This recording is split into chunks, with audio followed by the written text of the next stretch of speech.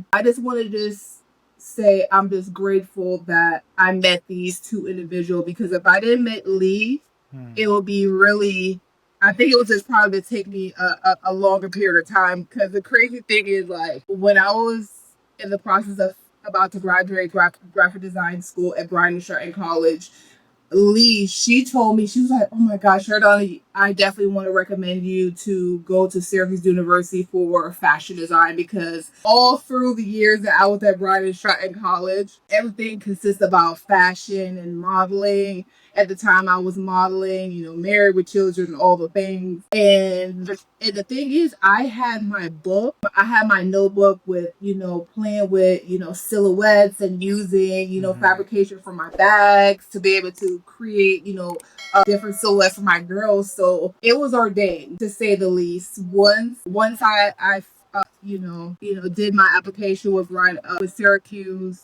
They asked me for an interview, what have you. I showed them what I was working with, and they absolutely loved what I was working with. Hmm. And the rest is history. Once I got there, I just knew, like, this is what I'm meant to be doing. Period. I excelled. I excel in a way, like, every time, like, I do my designs, everybody know, oh, that's shirt on design, because everything is just always well done, neat, put together, creative, and so I was always, that girl that is having high standards and high accolades in terms of, like, how I present my designs during critique. So to make a long story short, like, I just knew once I got there, it felt right. Even though I had some, bumps in the road, like, I was Wow. like the only person married with kids. I live off campus and all the things. So I already stood out. And then I was the only chocolate. I was the only chocolate girl, So I already stood out. Like, so yeah, Yeah, I mean, of course, if you love the journey, you always enjoy it either way. It doesn't matter how yeah, many obstacles come in your way, right? yeah. What's obstacles? What's obstacles? Yeah, exactly. We enjoy it actually. Yeah, Yeah. that's.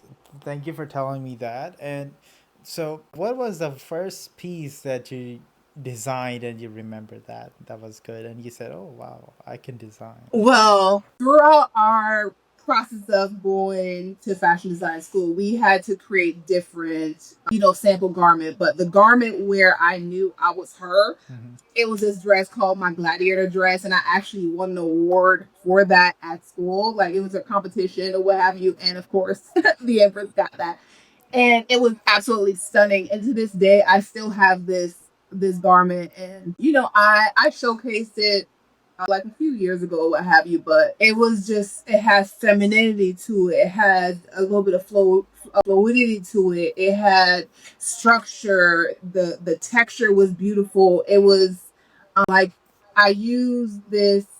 It was, the top was satin, and just think about, if you think about gladiator, think about warrior. So it's like in the silver, rich silver tone, and then like the skirt had this beautiful silver tone to it, but they had like a flower petal. So it was just like mixing feminine and masculine, and just like, she just looked like a warrior goddess. Like, Wow, I it can was just imagine that. breathtaking.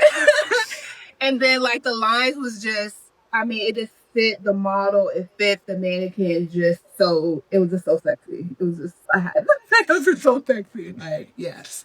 So I love that. So, how was the reaction of the people when you designed that, and what your the other group members said about that? they loved it. Like, one thing with when we did our critique, like, we were all able to, say something nice about the garment, but also give a critique, because the critique is so you could be better, not to say, oh, I don't like this, or that's ugly. So all my peers, they just knew it was top tier. We didn't have to line it, but I lined it. It was well sewn. The design was well thought out. The fabrication was top tier.